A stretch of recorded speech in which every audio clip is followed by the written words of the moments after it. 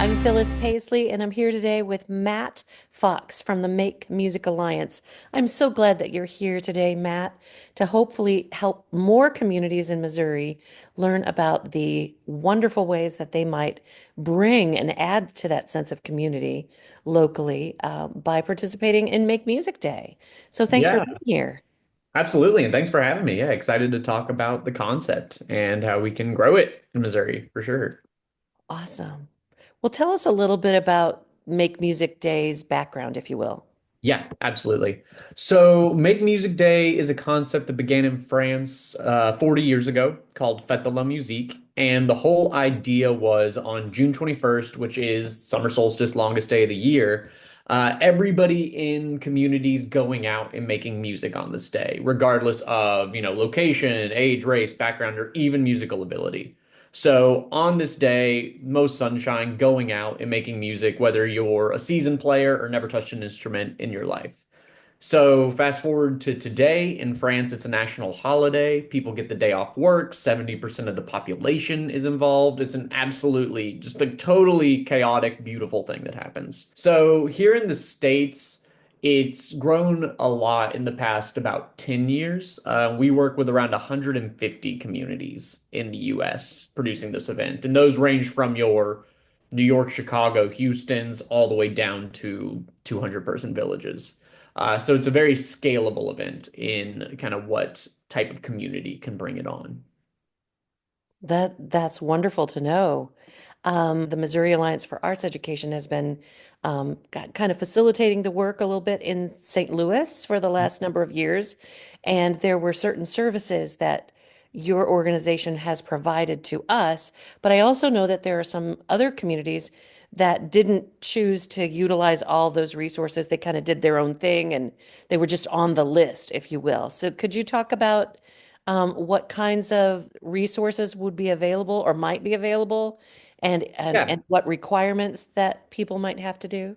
Yeah, well, let me go a little bit back before we go into the resources and kind of say like what it is to put on this event in a town, right? Because there is that kind of idea of like, what does it look like in an area? Because obviously there's that idea of like, yeah, does everybody makes music? But there is some, method to that madness. So in each community, there's one side of people just performing everywhere, right? That idea that anyone can be a venue, anyone can be a performer, anywhere can be a venue.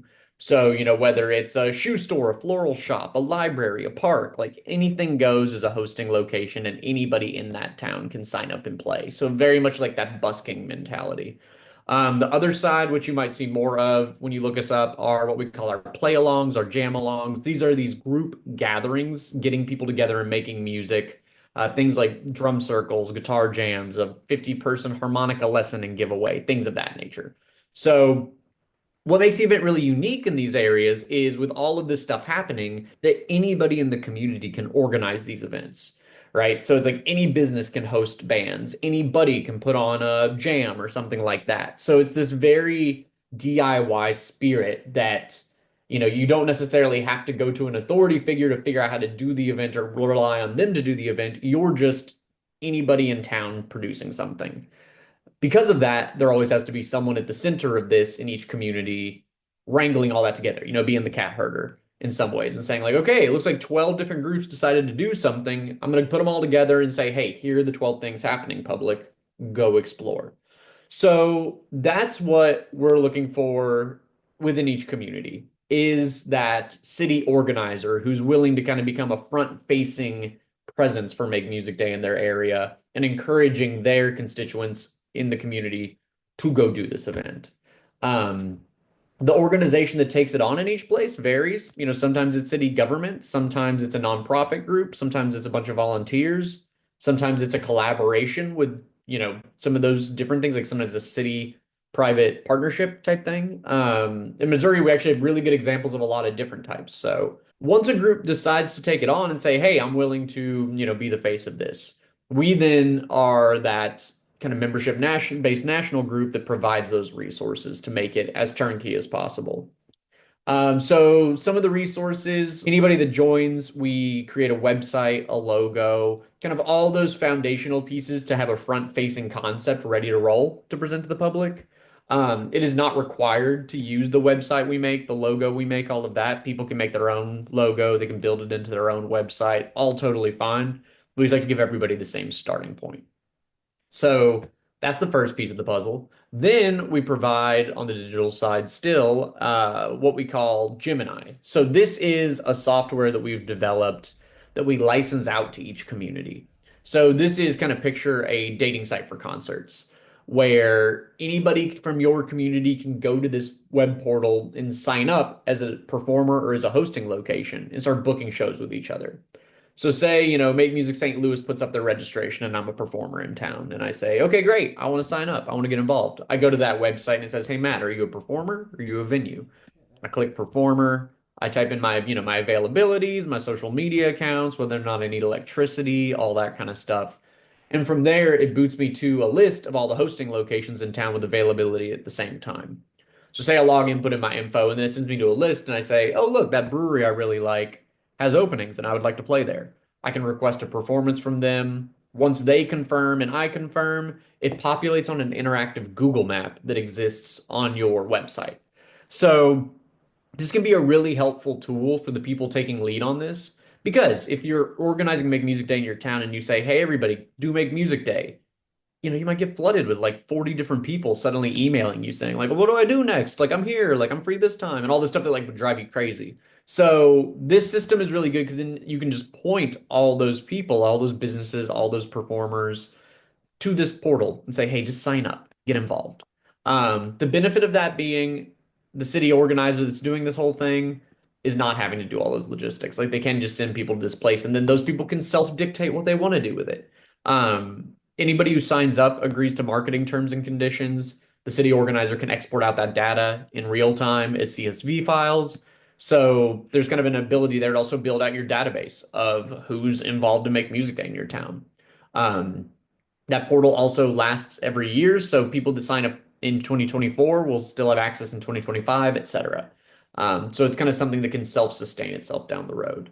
On the physical side, we provide hundreds of free music instruments to each of these communities at no additional charge. We have a lot of strong partnerships with national manufacturers through something called NAM, the National Association of Music Merchants, which essentially means that we have lots and lots of instruments that we will ship to each city lead with the agreement that they'll use them on the day to some degree, whether it's, a free lesson, a jam, things of that nature. Free instruments Mhm. were harmonicas, Yes.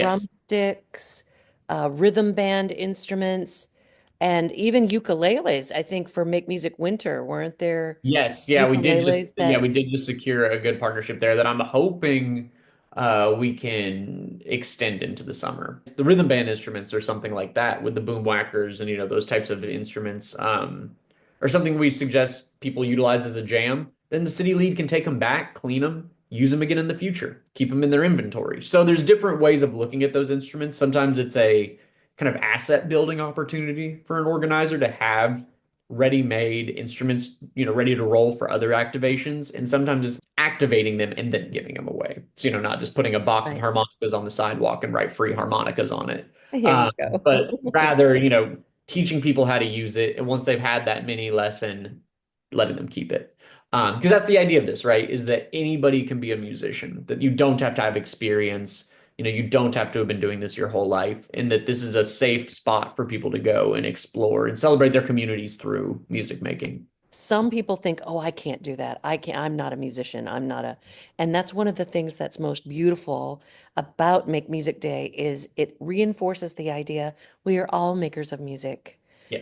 In all kinds of ways. The sign up deadline is typically about 2 months out from the event. So you kind of have to have your teacher lined up and maybe a guesstimate on the basic head count by probably April or something.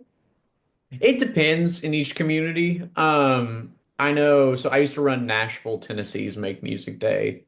And I know when it came to some of those lessons, I was often kind of planting different community groups as some of the students of those events. So, for example, with the harmonica jam, we always did it at the zoo, and I would partner with the local Y and the Boys and Girls Clubs who had their kids already going to the zoo that day. So I knew that I had this kind of confirmed pool of people that would be ready to roll like at 2 o'clock. Especially with free events. I mean, Phyllis, you and I both know, like when you set up a registration portal for a free event, there's no telling who that registered is going to show up to the thing, right? Right. So I think oftentimes I think it's more of strategically planting it in a place where there's going to be foot traffic, interested parties, etc. When you have those free instruments available, especially the ones that you're giving away at the end, that tends to get people to show up. But again, the beauty of Make Music Day is really finding those community partners that you work well with. Like, find that partner that wants to host it that might have a built-in audience, like a library, for example. Right. This is a place that can then advertise it from their end as well. So I think that the benefit of Make Music Day is if you're doing it correctly, all of these different organizations, these musicians, etc., are self-promoting the thing that they're a part of, right? And if you have 5 locations in town with 20 bands playing, that's a lot of different communication channels going out to very different audiences to learn more about this concept. Anybody reading it can also produce something. So I think it becomes a really beautiful thing when people realize that they have full agency to do what they want. It can be as robust as, someone putting on a fully produced event, but it can be as homegrown as a family just playing on their front porch and inviting their neighbors over. Many communities will do a porch fest. And Yeah.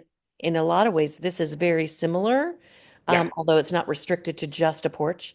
It could be in a garden, or it could be in a city park, or as you said, a public library, Mhm. any of the or a bar, restaurant, you know, Yeah.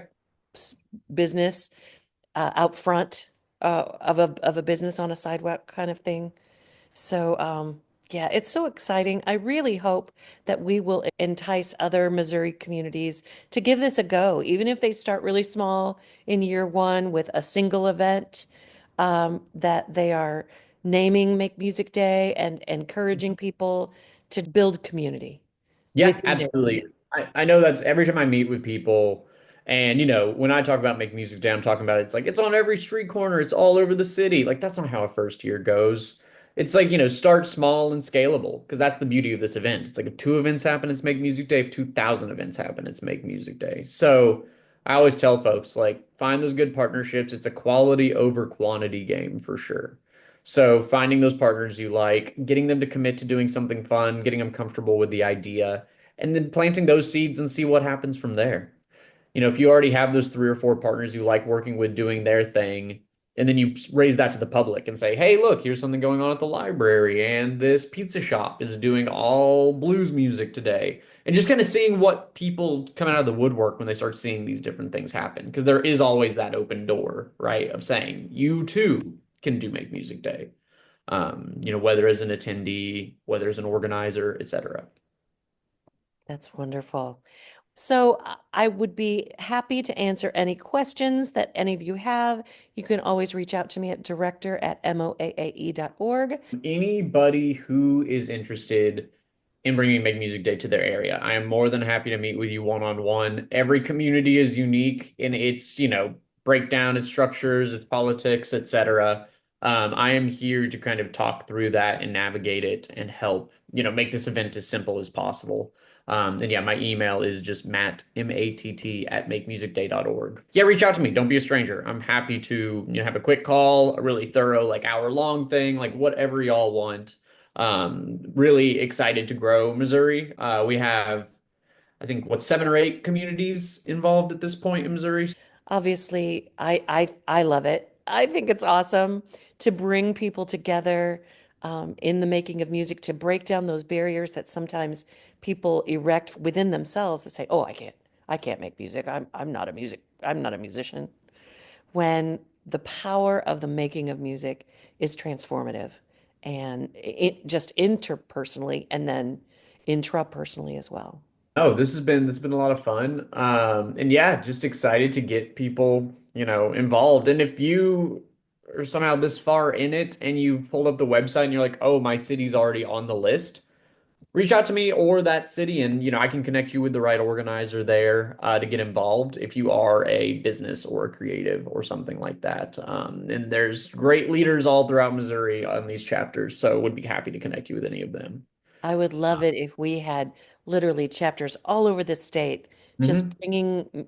bringing music to life on June Well, 21st. yeah, and the more more cities we get involved in a state, the more we're able to go and advocate for potential, funding and infrastructure assistance and things like that. So, there is kind of that momentum that we could help grow as well. So, yeah.